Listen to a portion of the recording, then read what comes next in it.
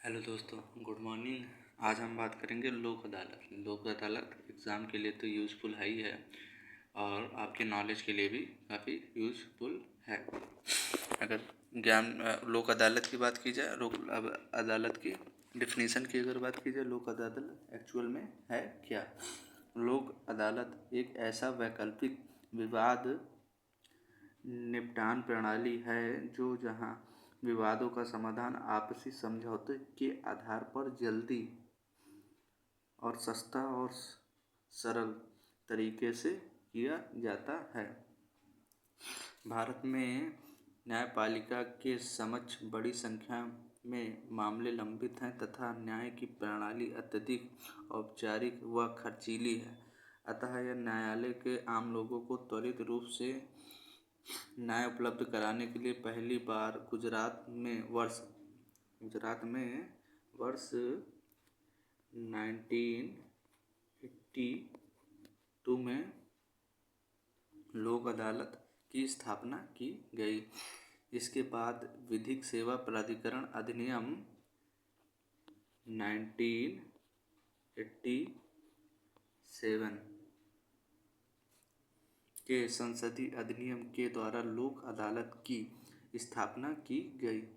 इन अदालतों का उद्देश्य आपसी बातचीत के माध्यम से विवादों का निपटारा करना। यदि दोनों पक्ष सहमत हो तो दूसरी अदालत में चल रहे मुकदमे को लोक अदालत में स्थानांतरित करके आपसी समझौते का प्रयास से सुलझाया जा सकता है। इन अदालतों में कोई शुल्क नहीं लगता, मतलब ये शुल्क रहित है, शुल्क वगैरह नहीं लगता। समझौते की स्थिति में दोनों पक्ष के शुल्क वापस कर दिए जाते हैं और लोक अदालत का गठन उच्च न्यायालय और उच्चतम न्यायालय और जिला न्यायालय द्वारा भी किया जाता है।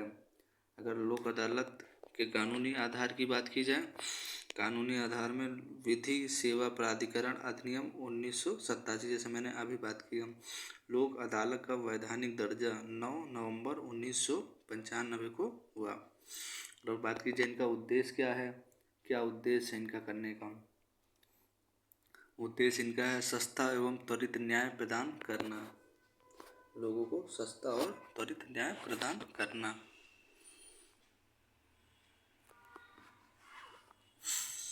न्याय में लंबित मामले को कम करना और गरीबी और कमजोर वर्ग को न्याय उपलब्ध कराना।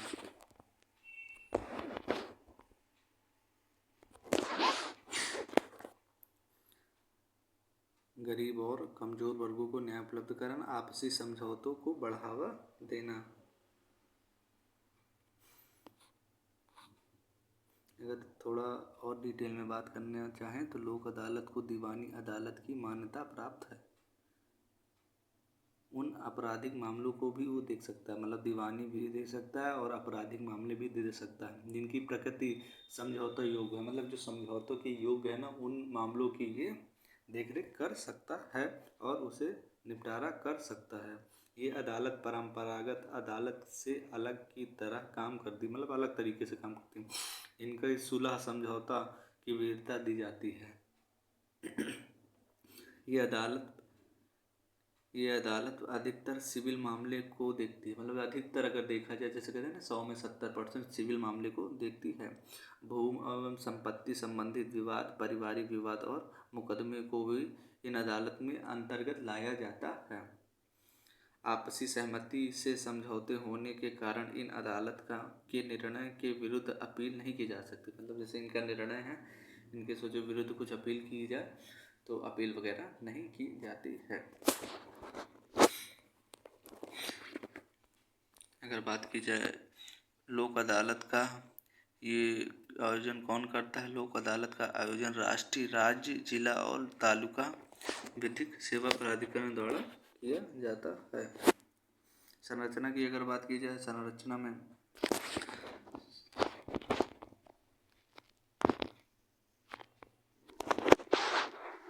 इसकी संरचना, एक लोक अदालत पीठ के सामान्य शामिल होते हैं, एक न्यायाधीश, अध्यक्ष और अधिवक्ता और सामाजिक कार्यकर्ता या विषय के जो होते हैं उस विषय के विशेषज्ञ वगैरह। अगर थोड़ा और डिटेल में बात करना चाहें, वर्ष 2002 तक लोक अदालत अस्थायी रूप से कार्य करती थी। 2000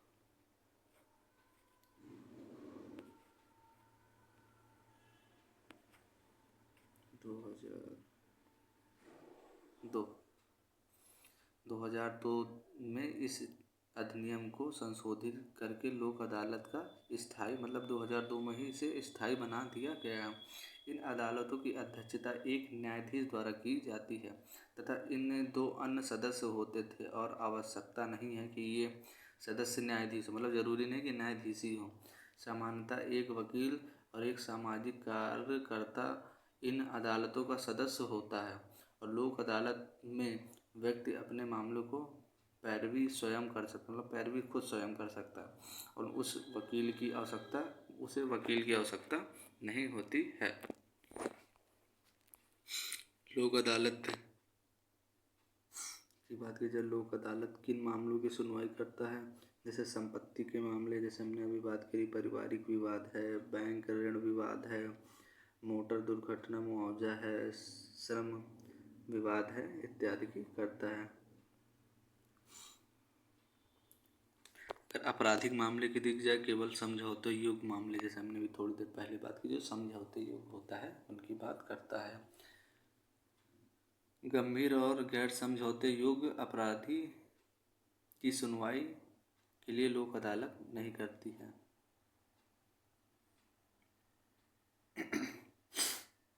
लोक अदालत की अगर विशेषता की बात की जाए, कोई न्यायालय शुल्क नहीं है, जैसे हमने अभी थोड़ी देर पहले बात की, कोई शुल्क नहीं है। ये तो पहले शुल्क जमा किया गया था तो वह वापस किया जाता है। निर्णय देना दोनों पक्ष की सहमति से होता है। प्रक्रिया सरल और त्वरित होती, मतलब सरल है, मतलब कोई ये नहीं कि ताम झाम है, और त्वरित निपटारा हो जाता है। निर्णय दीवानी न्यायालय की डिग्री के समान प्रभावी होता है।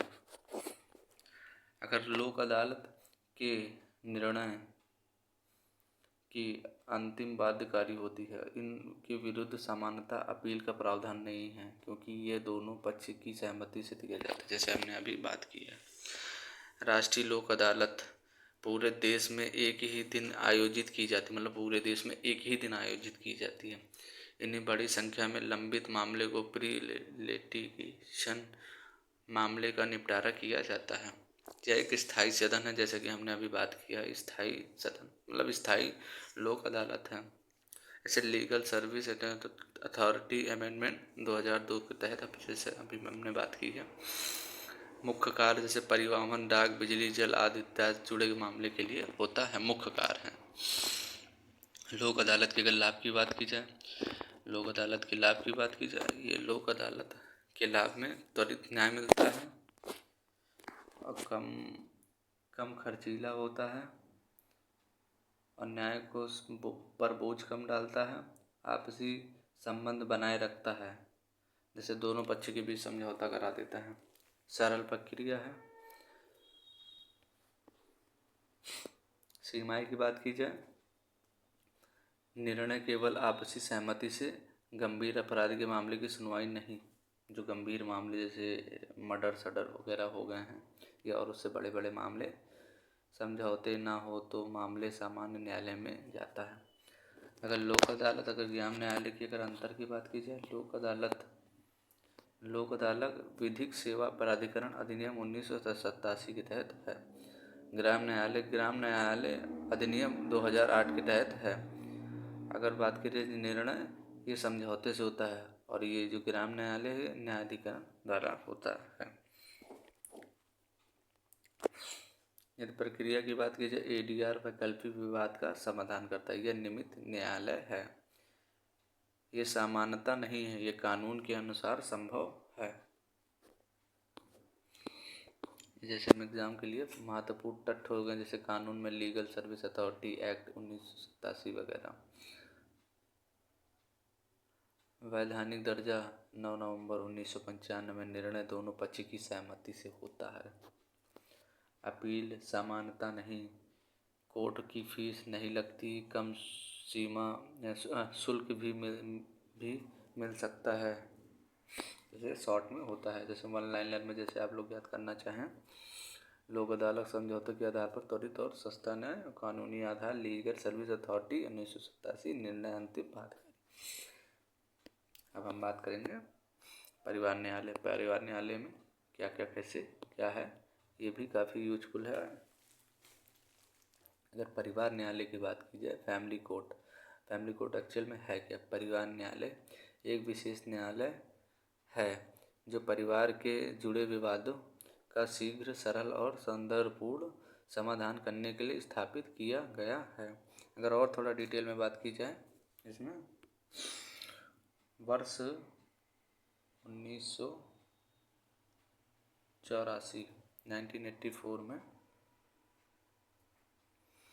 संसदीय विधि द्वारा परिवार अदालत की स्थापना का प्रावधान किया गया। इन अधिनियम के अनुसार जिन शहरों में आबादी 10 लाख मतलब 10 लाख से अधिक होगी, उसे पारिवारिक अदालत का गठन किया जाएगा। इनके अतिरिक्त अन्य शहर में भी संसद के द्वारा पारिवारिक अदालत का गठन किया जा सकता है। राज्य में राज्य सरकार द्वारा उच्च न्यायालय की सलाह से पारिवारिक अदालत की स्थापना की जाएगी।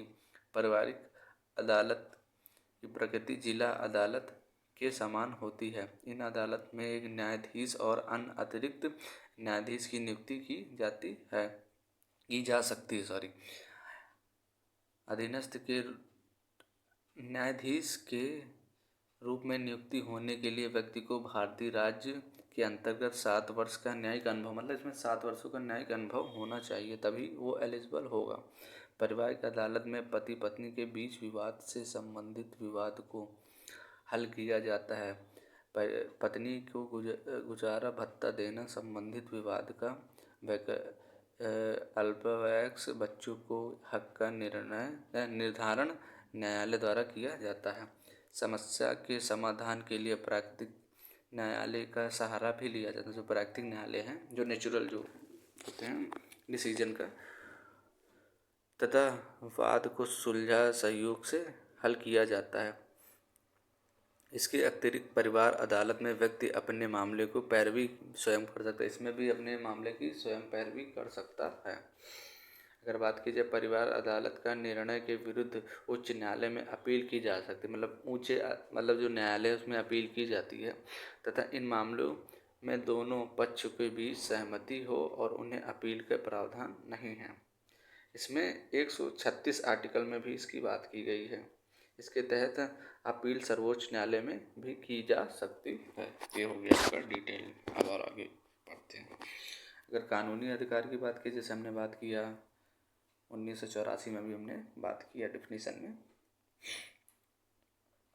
अगर बात की जाए उद्देश्य क्या है? उद्देश्य जैसे होता है, उद्देश्य ये इम्पोर्टेंट होता है। उद्देश्य मतलब जैसे कोई कानून या कुछ होता है, मतलब उसका क्या मतलब, क्या मोटिव, क्या मतलब क्या है, तो ये काफ़ी हमें से मतलब समझाने का प्रयास करता है। जैसे परिवार न्यायालय है, जैसे क्यों बना, किस लिए बना, अब समझ लो पारिवारिक विवाद को निपटारे के लिए होता है।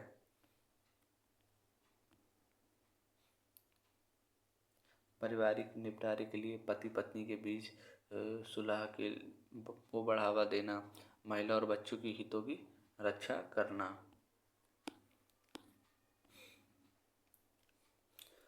सामान और न्यायिक को बोझ कम करना। स्थापना की बात की, राज्य सरकार परिवार न्यायालय की स्थापना करती है, जैसे हमने अभी थोड़ी देर पहले बात की। संबंधित उच्च न्यायालय से परामर्श के बाद स्थापना की जाती है, मतलब जो संबंधित राज्य होता है उससे परामर्श करने के बाद ही ये की जाती है। सामान्यतः बड़े शहर में अधिक जनसंख्या वाले क्षेत्र में स्थापित किया जाए, जैसे हमने बताया ना अभी कि 10 लाख वाली 10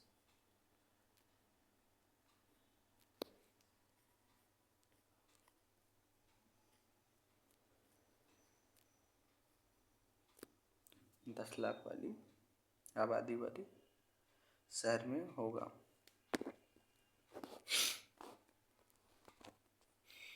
परिवार न्यायालय किन मामलों की सुनवाई करता है? जैसे हमने बताया कि जैसे वैवाहिक विवाद संबंधित है, जैसे विवाह जैसे हो गया तो उसमें होता है, तलाक वगैरह हो गया, विवाद की वैधता की मतलब के लिए होता है न्यायिक का पृथक्करण की जैसे विवाह अधिकारों को पुनर्स्थापित करने के लिए।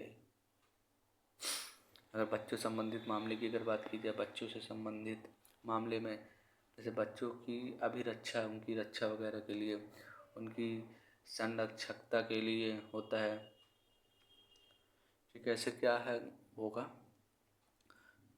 मुलाकात का अधिकार, जैसे बच्चे से वगैरह से मुलाकात, जैसे माँ बाप का कितना मुलाकात कर सकते हैं, कैसे कितना मिल सकते हैं। अगर जैसे भरण पोषण की बात की जाए, मेंटेनेंस, पति पत्नी बच्चों और माता पिता के भरण पोषण से जुड़े मामले की भी है। अगर अन्य की बात की जाए, अन्य पारिवारिक विवाद की जैसे पारिवारिक संपत्ति से जुड़े कुछ विवाद जो कानून में लागू हों।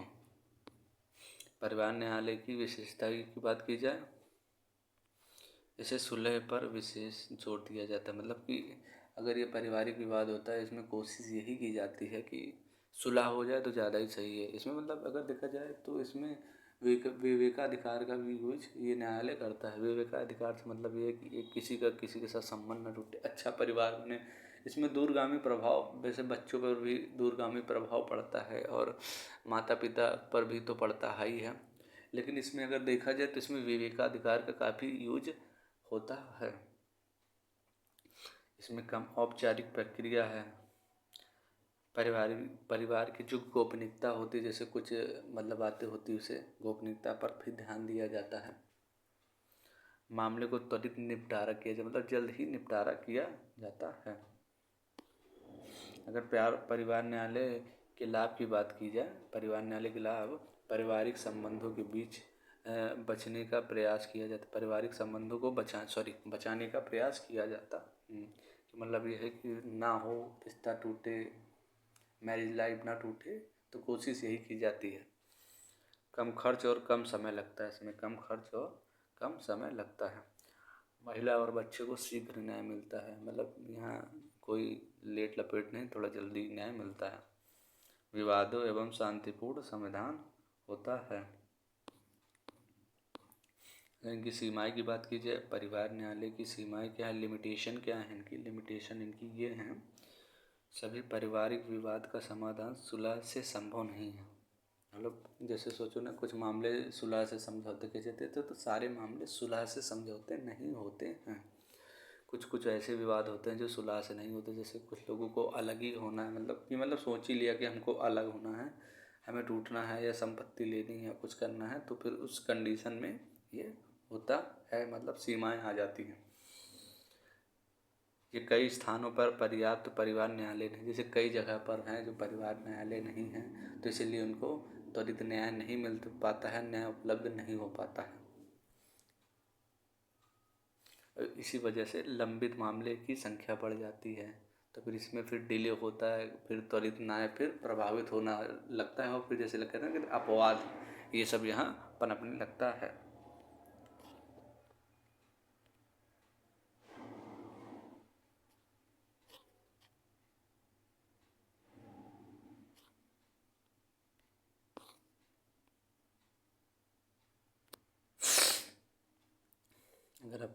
अगर अपील की बात की, परिवार न्यायालय के निर्णय के विरुद्ध उच्च न्यायालय में अपील की जा सकती है। जैसे कि हमने अभी बात की है, इसमें कौन से के आर्टिकल के तहत अपील की जा सकती है उच्च न्यायालय, आर्टिकल याद नहीं आ रहा, लेकिन यह है कि सर्वोच्च न्यायालय की बात की जाए, सर्वोच्च न्यायालय में 136 के तहत अपील की जा सकती है। सामान्यतः 30 दिन के भीतर अपील दायर की जाती है, कानून के अनुसार 30 दिन। ये पॉइंट है जो इम्पोर्टेंट है। परिवार न्यायालय अगर लोक अदालत में अंतर की बात की जाए, तो परिवार न्यायालय में कानूनी अगर आधार की बात की जाए, तो यह पारिवारिक न्यायालय अधिनियम 1984 के तहत कार्य करता है। और बात की जाए लोक अदालत विधिक सेवा प्राधिकरण अधिनियम 1987 के तहत कार्य करता है। अगर उद्देश्य की बातचीत है, पारिवारिक विवाद को निर्णय देता है परिवार अदालत। अगर लोक अदालत की बात की जाए, ये समझौते और विवाद का निपटान करता है। अगर निर्णय की बात की जाए तो निर्णय इसे न्यायालय देती है, परिवार न्यायालय।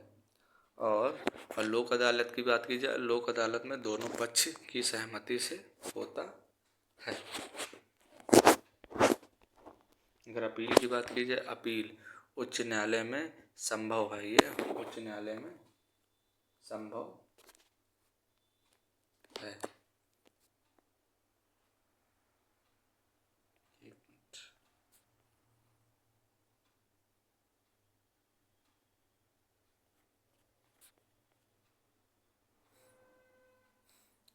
और बात की जाए लोक अदालत, तो ये संभव नहीं है।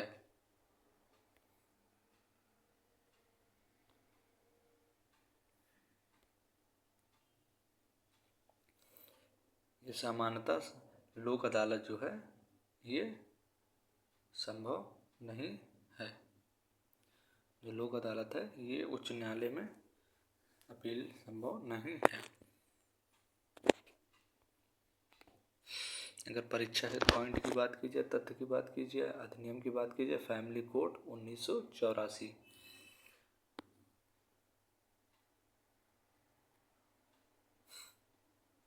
और स्थापना की बात की जाए, राज्य सरकार उच्च न्यायालय के परामर्श के बाद। इनका मुख्य उद्देश्य क्या है? मुख्य उद्देश्य पारिवारिक विवाद को तुरंत सौहार्दपूर्ण समाधान करना, सुलह पर विशेष बल देना। अपील उच्च न्यायालय में भी, ये आपका हो गया वन लाइनर याद रखने, जैसे परिवार न्यायालय 1984। उद्देश्य पारिवारिक विवाद को त्वरित सौहार्दपूर्ण समाधान करना, मुख्य मामले तालिका एवं भरण पोषण, बच्चों की अभिरक्षा संरक्षण। अपील उच्च न्यायालय में करना। बस आज के लिए इतना ही, बाकी next video. Thank you and धन्यवाद।